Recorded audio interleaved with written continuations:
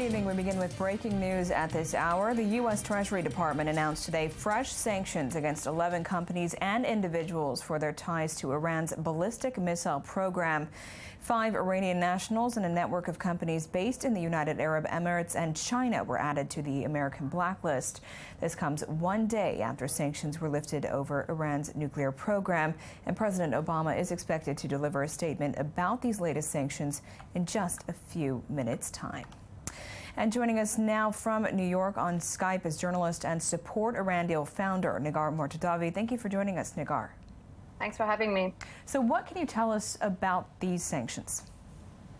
So there have been talks about sanctioning Iran's missile program, ballistic missiles program. It's something that's been of concern to the U.S. and also to Israel for a while. And especially with the recent tests of the ballistic missiles, the 2 tests that Iran has conducted in the past few months, there has been more tension between the 2 countries alongside this. But I think it's something that the U.S. government and the Congress have been talking about for a while, but they held off to sort of impose or announce it right after the implementation of the nuclear deal. So that's what I was going to ask you, is about the timing in particular. This comes one day after nuclear sanctions were lifted, but you're saying that this doesn't necessarily come as a surprise?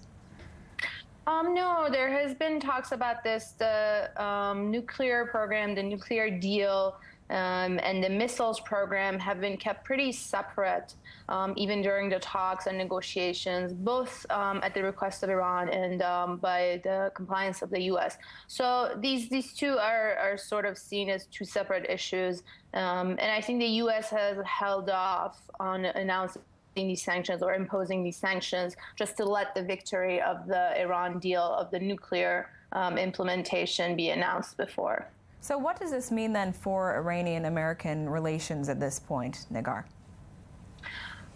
Well, Iran and the U.S. have been enemies for almost 3 decades. That has started to change in the past 2 years. There have been talks and direct negotiations, and we've seen a few chapters of diplomacy recently with the U.S. sailors and the prisoner swap, but nobody is looking for the relation to change overnight. They're not going to be friends or allies anytime soon. And because of these other existing disputes, like the missile program of Iran and the U.S.'s allegation of Iran's involvement in terrorism and the human rights violations, these kind of things still remain points of dispute between Iran and the U.S. and are going to continue despite the agreements on the nuclear program. Negar Mortadavi, thank you so much for joining us from New York. And in studio now is I-24 News correspondent Charles Peoples-There. Good evening, Charles. So what do we know about Iran's ballistic missile program? What irks the U.S. so much about it? There's a fine line with the ballistic missile program because it wasn't really covered in the JCPOA. But there are UN sanctions that prevented Iran, which still did up until yesterday, really. But in fact, I think they're still actually in effect until there's a Security Council meeting where a new resolution is set to take effect based on the JCPOA. That being said, there were 2 reported tests over the past 3 months in Iran. The Obama administration came under a lot of heat, especially from Congress. And as you know, there's a U.S. election campaign ongoing in the United States. It's become a hot issue there. So to a large degree, I think that what you're seeing today, Obama actually tried to prevent these sanctions from being implemented until the deal was took effect yesterday. So this has been in the making for some time, and I think moving forward, what Obama really tried to do is he wanted to undercut, to a large degree, a lot of the criticism about the ballistic missiles program, because within 8 years, Tehran will basically have carte blanche to develop ballistic missiles which can carry nuclear warheads. And there was a lot of pressure on Obama to tie it to implementation of the nuclear deal, which they actually did not do. Well, after 8 years, that being said. So it's a contentious issue, and I think to a degree, I don't think this comes to a surprise to the Obama administration. I don't think it comes to a surprise to Tehran. I'm pretty certain that through back channels and through diplomacy that they conveyed to them that they would not be able to prevent this from happening over the long run, and that they waited as long as possible until after the implementation of the nuclear deal in order to get that done, remove the sanctions, most of the sanctions, the financial ones at least, and now attempt to move forward and reach some kind of détente, even given the political realities where I think Obama was pushed to do something like this. And I want to mention the recent incident in which the Revolutionary Guard fired missiles towards the USS Harry Truman in the Persian Gulf. Were these ballistic missiles as well? They weren't ballistic missiles, they were short-range missiles, but the mere fact that as a U.S. carrier is coming through the Persian Gulf, and you had they were little ships. I mean, you weren't talking big, there was no real risk for confrontation, but it's just the sheer visuals of it. It's a move of aggression, if you will. They were not ballistic missiles. What we're talking about with ballistic missiles mainly are intercontinental missiles, which can travel from, for example, I believe that the Iranians, the Shihab 3 or the Shabab 3, can actually reach Europe, and there have been developing other ones which can reach the United States. I do not believe that they're in effect or they can yet do so, but the idea is to put pressure on them to prevent the development of these weapons before they went nuclear or go nuclear.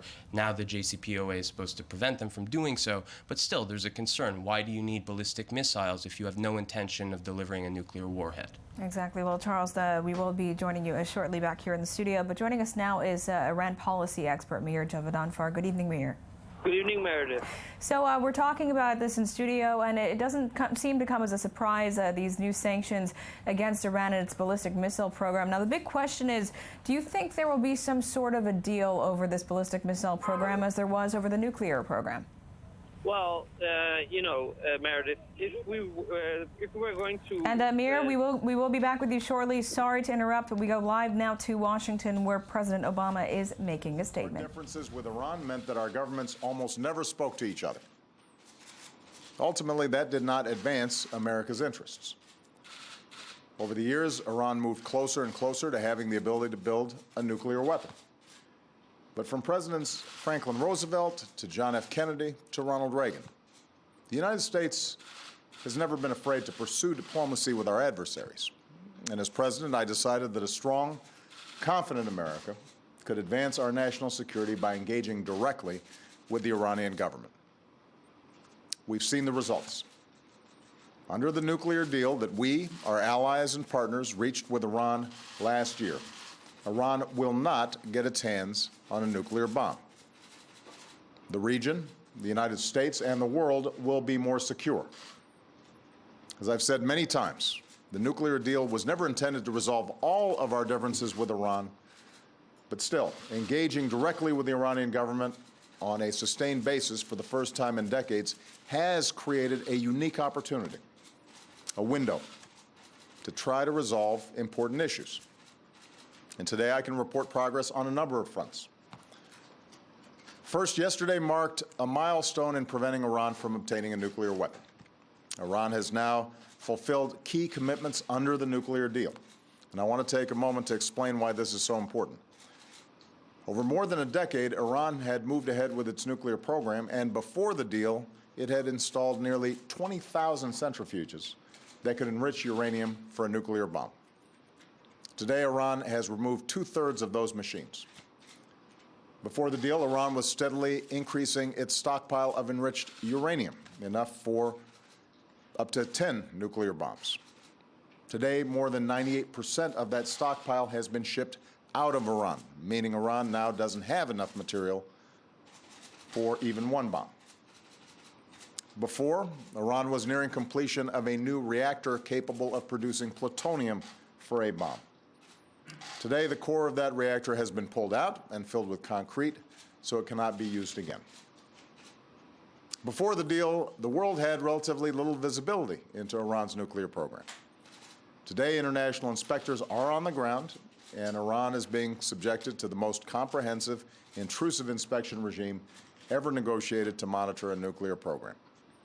Inspectors will monitor Iran's key nuclear facilities 24 hours a day, 365 days a year. For decades to come, inspectors will have access to Iran's entire nuclear supply chain. In other words, if Iran tries to cheat, if they try to build a bomb covertly, we will catch them. So the bottom line is this: whereas Iran was steadily expanding its nuclear program, We have now cut off every single path that Iran could have used to build a bomb. Whereas it would have taken Iran 2 to 3 months to break out with enough material to rush to a bomb, we've now extended that breakout time to a year. And with the world's unprecedented inspections and access to Iran's program, we'll know if Iran ever tries to break out.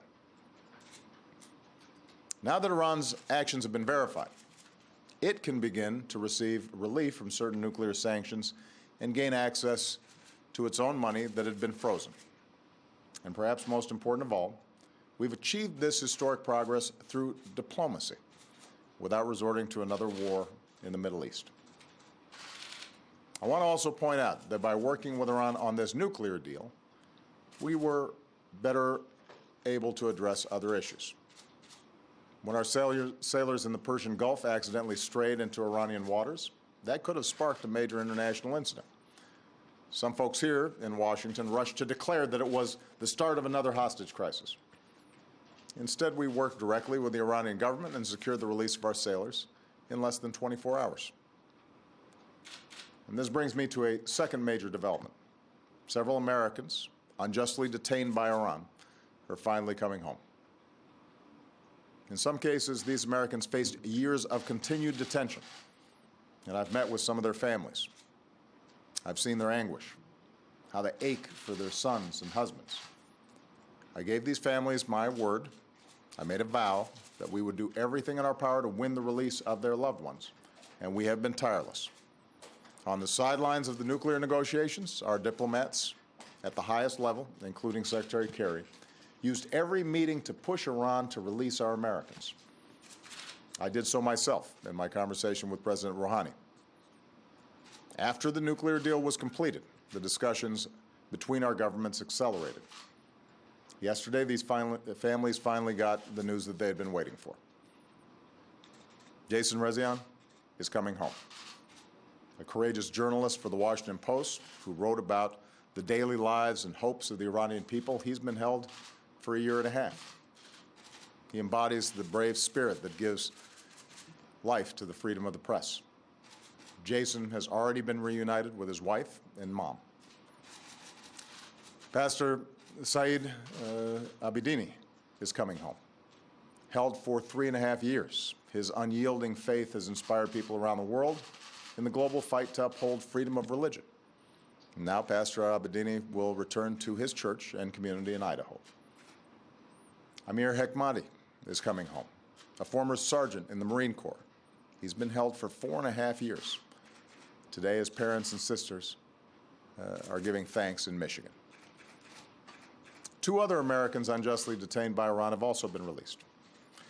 Nusratollah Hosravi Rudsari and Matthew Trutvitik, an Iranian who was in Iran as a student. Their cases were largely unknown to the world, but when Americans are freed and reunited with their families, that's something that we can all celebrate. So I want to thank my national security team, especially Secretary Kerry, Susan Rice, my national security advisor, Brett McGurk, Avril Haines, Ben Rhodes. Our whole team worked tirelessly to bring our Americans home, to get this work done. And I want to thank the Swiss government, which represents our interest in Iran, for their critical assistance. And meanwhile, Iran has agreed to deepen our coordination as we work to locate Robert Levinson, missing from Iran for more than 8 years. Even as we rejoice in the safe return of others, we will never forget about Bob. Each and every day, but especially today, our hearts are with the Levinson family, and we will not rest until their family is whole again. In a reciprocal humanitarian gesture, 6 Iranian Americans and 1 Iranian serving sentences or awaiting trial in the United States are being granted clemency. These individuals were not charged with terrorism or any violent offenses. They're civilians, and their release is a one-time gesture to Iran, given the unique opportunity offered by this moment and the larger circumstances at play. And it reflects our willingness to engage with Iran to advance our mutual interests, even as we ensure the national security of the United States. So, nuclear deal implemented. American families reunited. The third piece of this work that we got done this weekend involved the United States and Iran resolving a financial dispute that dated back more than 3 decades. Since 1981, after our nations severed diplomatic relations, we've worked through an international tribunal to resolve various claims between our countries. The United States and Iran are now settling a long-standing Iranian government claim against the United States government. Iran will be returned its own funds, including appropriate interest, but much less than the amount Iran sought. For the United States, this settlement could save us billions of dollars that could have been pursued by Iran, so there was no benefit to the United States in dragging this out. With the nuclear deal done, prisoners released, the time was right to resolve this dispute as well. Of course, even as we implement the nuclear deal and welcome our Americans home, we recognize that there remain profound differences between the United States and Iran. We remain steadfast in opposing Iran's destabilizing behavior elsewhere, including its threats against Israel and our Gulf partners, and its support for violent proxies in places like Syria and Yemen. We still have sanctions on Iran for its violations of human rights, for its support of terrorism, and for its ballistic missile program, and we will continue to enforce these sanctions vigorously. Iran's recent missile test, for example, was a violation of its international obligations. And as a result, the United States is imposing sanctions on individuals and companies working to advance Iran's ballistic missile program. And we are going to remain vigilant about it. We're not going to waver in the defense of our security or that of our allies and partners. But I do want to once again speak directly to the Iranian people. Yours is a great civilization with a vibrant culture that has so much to contribute to the world, in commerce and in science and in arts. For decades, your government's threats and actions to destabilize your region have isolated Iran from much of the world. And now our governments are talking with one another. Following the nuclear deal, you, especially young Iranians, have the opportunity to begin building new ties with the world. We have a rare chance to pursue a new path, a different, better future that delivers progress for both our peoples and the wider world. That's the opportunity before the Iranian people. We need to take advantage of that. And to my fellow Americans, today we're united in welcoming home sons and husbands and brothers who in lonely prison cells have endured an absolute nightmare. But they never gave in and they never gave up. At long last, they can stand tall and breathe deep the fresh air of freedom. As a nation, we face real challenges around the world and here at home. Many of them will not be resolved quickly or easily. But today's progress, Americans coming home, an Iran that has rolled back its nuclear program and accepted unprecedented monitoring of that program, these things are a reminder of what we can achieve when we lead with strength and with wisdom, with courage and resolve and patience. America can do and has done big things when we work together. We can lead this world and make it safer and more secure for our children and our grandchildren for generations to come. So I want to thank once again Secretary Kerry, our entire national security team, led by Susan Rice. I'm grateful for all the assistance that we received from our allies and partners, and I am hopeful that this signals the opportunity, at least, for Iran to work more cooperatively with nations around the world to advance their interests and the interests of people who are looking for peace and security for their families. Thank you so much. God bless you. God bless the United States of America. Mr. President, where do you see this relationship going next? And this wraps up a brief statement by President Obama in Washington. Now, Charles, he really touted the achievements of the nuclear deal, of the U.S.-Iran prisoner exchange, as well as resolving financial issues with Iran. But what everyone wanted to hear at this hour was about the fresh sanctions against the ballistic missile program, and he only mentioned that for maybe a minute. Why? It was at the end. I mean, you have to understand, this is his major foreign policy achievement as he views it. And he is it's his first public statement since its implementation yesterday, and he's going to trumpet it as an achievement. But I found that this was actually quite level-headed on Obama's part, in the sense that he did balance it with the obvious question that everyone was asking themselves just not more than a couple of hours ago, the sanctions being announced by the U.S. Treasury Department. And what I thought was actually quite commendable about Obama is that he took ownership of the move. He didn't blame it on Republican pressure. He didn't blame it on X, Y, or Z. He said that is why Washington will continue to sanction Iran for ballistic missile tests. That's him taking ownership of the entire process, not just the nuclear deal, not this, but in its entirety. So that was actually quite intriguing to me. And additionally, he did mention Syria, he did mention Yemen, he did mention sponsoring terrorism, and he did mention Saudi Arabia, a staunch ally of Washington. So it was fairly balanced. Obviously, at the onset, it focused primarily on the benefits of the deal as he sees them, etc. But I really thought that it was a level-headed speech overall. And joining us again on the phone is Iranian policy expert Meir Javadanfar. Good evening, Meir. Are you with us now? Yes, I am. Sorry to speak with you so briefly earlier, but as you understand, breaking news, the president speaking, we need to air it as quick as we can. So I want to mention something that Obama said about the young generation of Iran. Do you think they will embrace these new changes in their country? Do you think they'll embrace the Western world? Well, you know, in terms of the Western world, the Iranians are generally conservative in that they're like conservative family values, a Middle Eastern country. But at the same time, they want to have good relations with almost everybody. They want to do trade. They want to be able to visit other countries.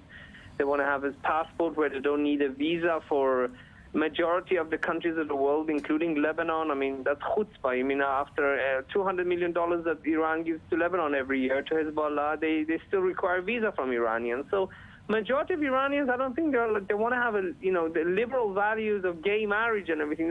I think that's a bit too much for them. But they want to have a conservative family values, but to have good relations with everybody. And coming back now to the nuclear deal, as we mentioned, Obama really touted the achievements of the deal.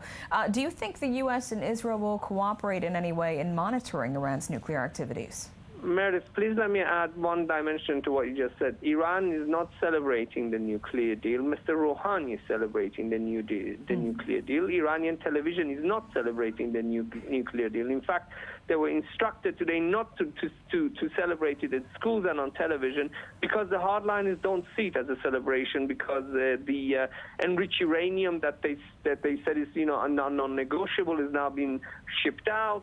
The heavy water reactor of Iraq has been destroyed.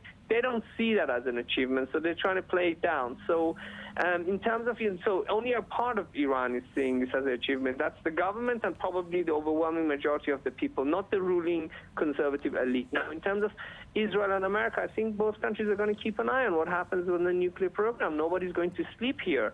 We have a deal that's contained a threat. It hasn't completely eliminated it. Now we just have to be very careful that the Iranians keep to their side of the deal. Meir Javadanfar, thank you so much for joining us this evening with these comments. So, Charles, how does Israel tie into all of this? Talk about the Prime Minister Netanyahu's reaction to the lifting of sanctions and how they move forward. Meir was very clear. It's not being celebrated in Tehran, and it's certainly not being celebrated in Jerusalem.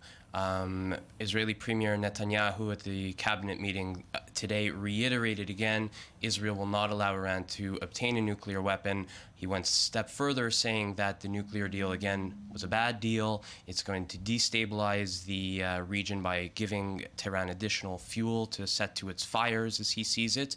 And this is basically across the spectrum, quite frankly, within the political arena. People can be critical of Netanyahu a lot, but on the left and the right, most people generally share the same opinion in Israel.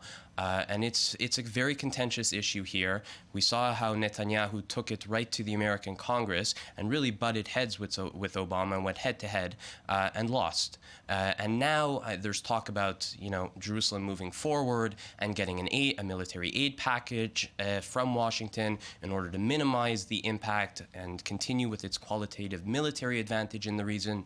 But the bottom line is this is not a happy day in Jerusalem, and Netanyahu is going to have to navigate through it some way or another. Charles Bouzoudaire, thank you so much for joining us in studio this evening. And as we mentioned, international sanctions on Iran have been lifted after it was confirmed that it had complied with a deal designed to prevent it from developing nuclear weapons. Israeli Prime Minister Netanyahu reacted, saying that even after signing the nuclear deal, Iran has not relinquished its ambition to obtain nuclear arms. For his part, Iranian President Rouhani said that everyone supports the agreement except for Israel. I-24 News reporter Danny Swibel with the latest. The UN nuclear watchdog, the International Atomic Energy Agency, announced Iran was in full compliance with the July deal negotiated between 6 world powers and Iran over the restriction of its nuclear program. Sanctions against Tehran, described as crippling, were in turn lifted. EU Foreign Policy Chief Federica Mogherini said in a statement that was also read in Farsi by Iran Foreign Minister Mohammad Javad Zarif that the historic deal had gone into full force. Ever since Adoption Day, we worked hard and showed mutual commitment and collective will to finally bring the JCPOA to implementation. Its proper implementation will be a key contribution to improved regional and international peace, stability, and security. Within minutes, the United States formally lifted banking, steel, shipping, and other sanctions on Iran, a major oil producer which has been virtually shut out of international markets for the past 5 years. Tens of billions of dollars worth of Iranian assets will now be unfrozen, and global companies that have been barred from doing business there will be able to exploit a market hungry for everything from automobiles to airplane parts. Iran has undertaken significant steps that many, and I do mean many, people doubted would ever come to pass. The end of sanctions means more money and prestige for Shiite Muslim Iran, as it becomes deeply embroiled in the sectarian conflicts of the Middle East, notably in the Syrian civil war where its allies are facing Sunni Muslim rebels. In turn, the deal has been viewed with deep suspicion by American allies in the Middle East, including Saudi Arabia and Israel. Regarding the Iran nuclear deal, Israel will continue monitoring any international breaches by Iran, including the nuclear deal, the ballistic missile deal, and terrorism. Iranian President Hassan Rouhani hailed the deal as a, quote, golden page in the country's history, but noted bitter opposition from archfoe Israel, some members of the U.S. Congress, and what he calls, quote, warmongers in the region, a clear reference to some of Tehran's Gulf Arab adversaries. And this wraps up our breaking news edition. Stay tuned in 20 minutes' time for the latest headlines. Thank you for watching.